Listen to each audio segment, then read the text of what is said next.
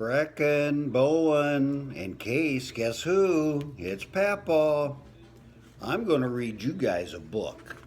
I heard you've been wanting me to, and you know what? I really do a good job at it too. Grandma Honey taught me really well. And today we're going to read Bad, Bad Bunny Trouble. You know what bad bunnies are. They're a lot of trouble. So I'm going to get started here, and this is about a bunny that gets in a lot of trouble.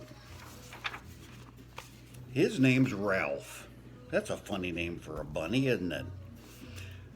Okay, well this starts out, Ralph was a bunny who loved soccer more than anything else in the whole wide world. He could play all day long, and he never wanted to stop. His mother called, "Ralph, come inside now. You have to get dressed for your sister's birthday party." "Rats," says Ralph. It was the last thing he wanted to do. He wanted to play soccer. His mom looked at him and says, "Look how dirty you are. Quick, go upstairs and change. The guests will be here any minute." Ralph saw that his mother was putting the candles on her birthday cake for Liza. She also had bought a coffee cake. Ralph wondered how it tasted. Ralph was still angry at having to leave his soccer game. This party would be more fun if we could just play soccer instead of stupid singing songs. We'll probably play stupid musical chairs or pin the stupid tail on the stupid donkey. Ralph took his time getting ready. He was the last one to join the party. After everyone sang happy birthday, Ralph's mother was ready to cut the cakes. Ralph said, "I want a piece of coffee cake." His mother said, "No, you can't have coffee cake. It's for the big people, the adults. The birthday cake is for the children." "But I don't want birthday cake. I want coffee cake." Ralph cried and stomped his feet. "No," his mother said again. Ralph was so angry he could not control himself. He did something awfully horrible. "If I can't have any coffee cake, then nobody can," he said. And he spit on the cake. That did it. Now Ralph was in big, big trouble.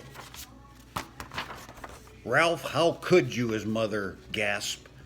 "Up to the attic, this instant. I'll deal with you later."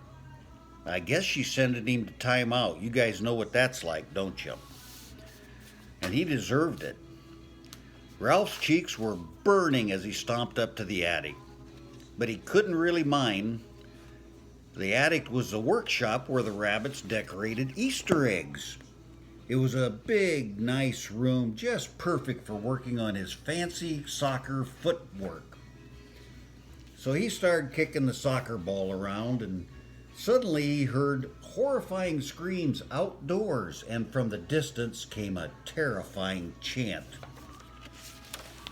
"Tasty bunnies, hop, hop, hop, are delicious in the pot. Simmered, boiled, or as a stew, watch out, here we come for you." Looking out the window, Ralph saw 3 large, savage foxes. Now everyone was in bad, bad trouble. Those foxes want to eat these bunnies. So, downstairs there was a great trembling and crying. The rabbits at the party all locked the windows and bolted the doors. Then they all went down to the basement, which was the safest place to be. In all the commotion, everyone forgot about Ralph, who was still up in the attic, in time out. Ralph had to think fast. He was in the attic all by himself. He picked up a big basket of eggs and threw them out the window. When the attacking foxes came running, they slipped and slid and skidded and toppled and crashed into each other in the gooey mess of the broken eggs. The foxes were not ready for this.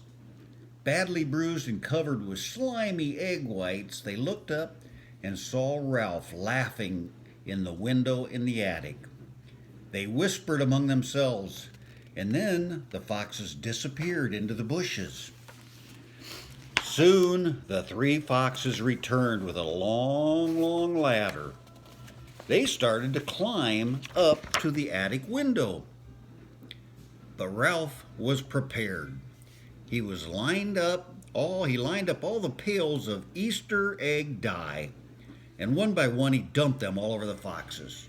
First yellow, then blue, then violet, and finally a big pail of bright red dye.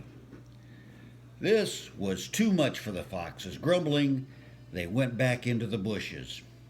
"Victory!" cried Ralph, and he kicked the soccer ball across the room.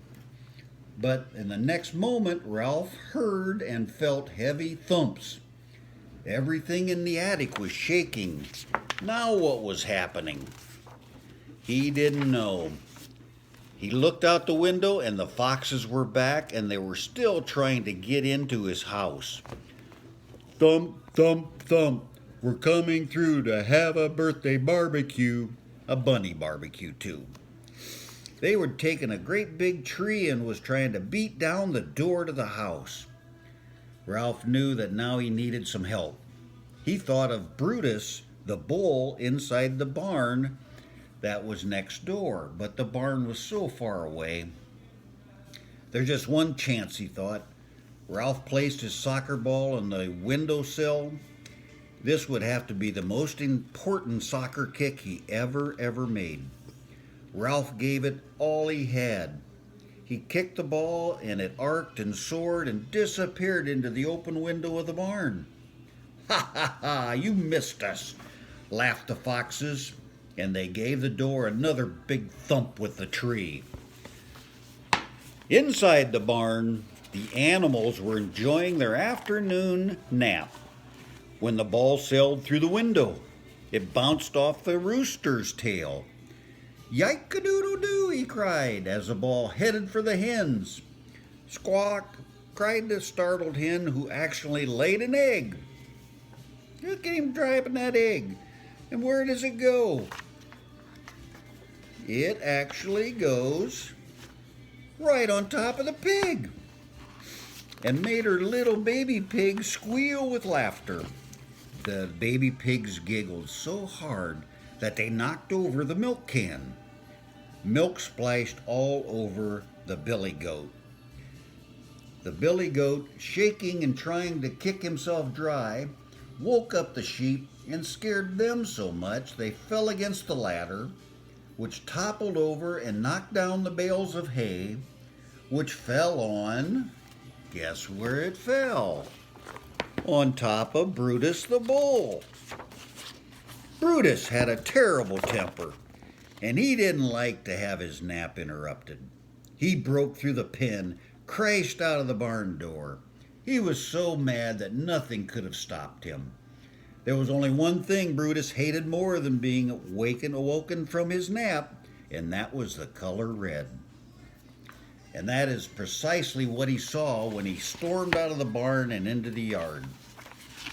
He saw 3 fire engine red foxes. Brutus galloped after the foxes and made them howl and run for their lives. Ralph knew that now the foxes were gone for good.